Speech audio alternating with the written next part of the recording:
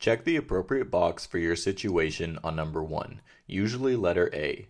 On number 2, check petitioner and/or respondent if either of you have resided in California for 6 months and in this county for at least 3 months.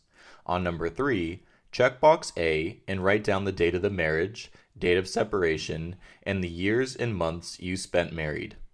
On number 4, check box A if you have no children with the other person in this case, or check box B if you have children and list their information from youngest to oldest. If you check box B, a FL 105 must also be filled out and attached with this form. On the second page, write down the petitioner's name and your name next to respondent. On number 5, check letter C, number 1, and letter A. If you have no children, skip number 6, but if you do have children, number 6 is important to fill out correctly, as what it is marked here cannot be changed once it reaches the judge. The question is asking who you want to take legal and physical custody of the children. If you want sole custody, check the petitioner box in letter A and B. If you want your spouse to have sole custody, check the respondent box in letter A and B.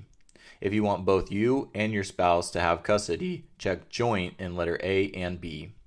If you want legal custody, but you want both you and your spouse to have joint physical custody, check petitioner on letter A and joint in letter B, etc. for any other variation of custody rights you want. If you want visitation for yourself or your spouse, check which box fits your wants on letter C. Number 8 is asking about spousal and domestic partner support. If you want to receive spousal support, check box A and petitioner. If you are currently paying spousal or domestic support and want to terminate it, check B and respondent. If you want to reserve for future determination, check C and petitioner. On number 9, check box B and check Property Declaration Form FL 160, then fill out the FL 160 form and attach it to this one. On the third page, write your spouse's name next to petitioner and your name next to respondent.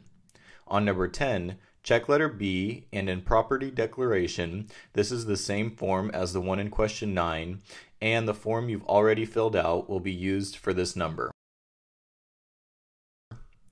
At the bottom, date, print, and sign your name.